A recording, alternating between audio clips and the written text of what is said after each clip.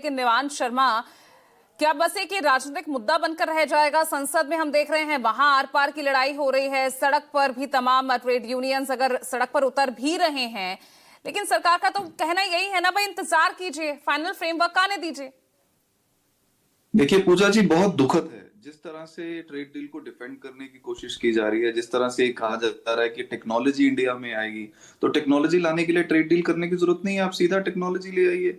या जिस तरह से ये कहा जा रहा है कि किसानों पे कोई फर्क नहीं पड़ेगा, एग्रीकल्चर प्रोडक्ट्स पे कोई फर्क नहीं पड़ेगा, डेयरी प्रोडक्ट पे कोई फर्क नहीं पड़ेगा।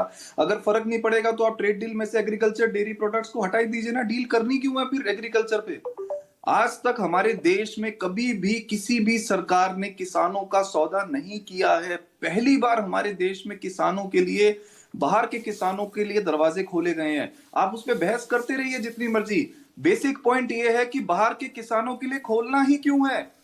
क्या वजह है? एक भी वजह नहीं गिना पाएगी। बस ये बताएंगे नहीं किसान का ये नुकसान नहीं होगा, किसान का वो नुकसान नहीं होगा। 2 पॉइंट है पूजा जी, मैं खत्म कर रहा हूं 2 पॉइंट जल्दी से। पहला पॉइंट ये कि किसानों को इस ट्रेड डील में नहीं होना चाहिए। वहां के किसान बहुत मॉडर्न इक्विपमेंट यूज करते हैं, उनको लाखों करोड़ रुपए की सब्सिडी मिलती है। हमारा किसान गरीब किसान है जो अपना सामान बेचने के लिए बाहर घंटों घंटों इंतजार करता रहता है किराए के ट्रक में, उसके पास अपना ट्रैक्टर नहीं है। आप उसको कह रहे हैं कि अमेरिका के किसान के साथ कंपटीशन करो, नहीं हो सकता, किसान बर्बाद हो जाएंगे। और दूसरी चीज, मैन्युफैक्चरर्स, जहां पर हमारे देश के मैन्युफैक्चरर्स के लिए भी डेथ वारंट इन लोगों ने साइन किया है। हमारा बिगेस्ट मैन्युफैक्चरिंग कॉम्पिटिटर है बांग्लादेश। बांग्लादेश के ऊपर 0 टैक्स लगेगा, हमारे देश के टेक्सटाइल मैन्युफैक्चरर के ऊपर 18% टैक्स लगेगा। कंपटीशन खत्म, बांग्लादेश सीधा सीधा ज्यादा एक्सपोर्ट करेगा। तो क्या वजह है? हमें ऐसा लगता है कि मोदी जी या भारत सरकार किसी भी सामान्य स्थिति में ऐसी डील साइन नहीं करेंगे। तो क्या दबाव है इनके ऊपर? एप्स्टीन फाइल का नाम आप सबने सुना है। जेफरी एप्स्टीन जो है वो नाबालिग लड़कियों की ट्रैफिकिंग करता था, बड़े बड़े पॉलिटिशियंस को सप्लाई करता था।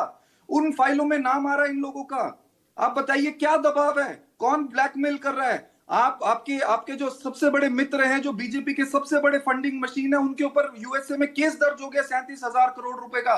बताते हैं उनको जेल हो सकती है वहां।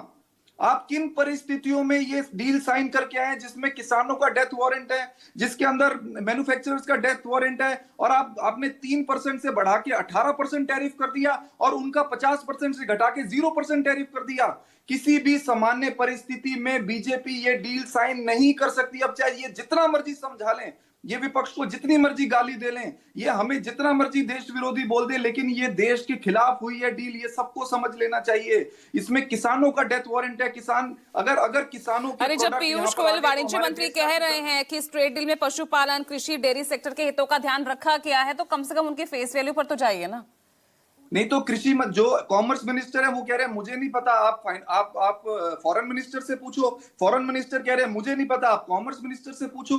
क्या पीयूष गोयल तो कह रहे हैं ना, उन्हें पता है, और वो तो कह रहे हैं ना ये बात। नहीं देखिए, अगर आप कह रहे हैं कि ध्यान रखा जाएगा तो आपको डील करनी क्यों है एग्रीकल्चर की? आप इसमें से एग्रीकल्चर वर्ड हटा ही दीजिए ना, क्लियर हो जाएगा बिल्कुल। जब आप किसानों तो चेंजेस तो हर फैक्ट शीट में अमेरिका कर रहा है, ये तो आप भी फील कर रहे हैं। नहीं, मैं तो ये कह रहा हूं कि अमेरिका को मौका ही क्यों देना? अभी कृषि मंत्री आए, वो कहें कृषि से रिलेटेड कोई डील नहीं होगी, खत्म हो जाएगी बात। जवाब दीजिए हम तो एक्सपोर्ट कर ही रहे हैं। पहले तो ये जो भ्रम और झूठ की राजनीति इन लोगों की फैलाने की आदत है आम आदमी पार्टी की, उसी के चलते उनका दिल्ली में ये हाल हुआ है कि पैकअप हो चुका है। आपके नेता और आप लोग जो बोलते हैं उस पर देश विश्वास नहीं करता। पहले मैं इनको फैक्चुअली करेक्ट कर दूं। ये जो कह रहे हैं कि इंडिया का मार्केट में आज तक कभी बाहर का किसान नहीं आया था, फैक्ट नंबर 1, इंडिया का एग्रीकल्चर मार्केट कभी भी क्लोज नहीं था। इंडिया WTO का मेंबर 1995 से है। आपके बीच में मैं नहीं बोल रही, ठीक है एक एक करके निवांश शर्मा जवाब ले लीजिए ना, सवाल उठाए तो बोलने दिया। अब फैक्ट्स क्लियर करने पड़ेंगे। इंडिया WTO का मेंबर 1995 से है। इंपोर्ट्स पहले भी अलाउड थे, बस टैरिफ अलग लगता था। एप्पल्स यूएसए से पहले भी आते थे। आप चुप रहिए। एप्पल्स यूएसए पहले भी आते थे। पूजा जी, दिस इज अनफेयर। ये आदमी कंटिन्यूस झूठ बोल रहा था, मैं इनके बीच में नहीं बोल रही। ठीक है राधिका, समय थोड़ा सा कम है क्योंकि प्रियंका भी आगे बोलेंगी, जल्दी से वाइंड अप कीजिए। ये आलमंड वॉलनट्स यूएस से पहले भी आते थे, लेंटिल्स कनाडा से पहले भी आते थे, एडिबल ऑयल मलेशिया इंडोनेशिया से पहले भी आता था। तो पहली बार खोला, ये झूठ है। फैक्ट नंबर 2, सेंसिटिव सेक्टर्स को प्रोटेक्शन दिया गया है डील में। डेयरी प्रोटेक्टेड है, पोल्ट्री प्रोटेक्टेड है, राइस व्हीट प्रोटेक्टेड है, जीएम क्रॉप्स एक्सक्लूडेड है, यानी कि जो फार्मर के लिए सर्वाइवल के क्रॉप्स है उन पे कोई कॉम्प्रोमाइज नहीं है। नंबर बोलिए, चलिए ठीक है प्रियंका गुप्ता जवाब दीजिए। इंडिया ने सिर्फ अलाउ नहीं किया इंडिया को यूएस में मार्केट में ठीक है राधिका जी।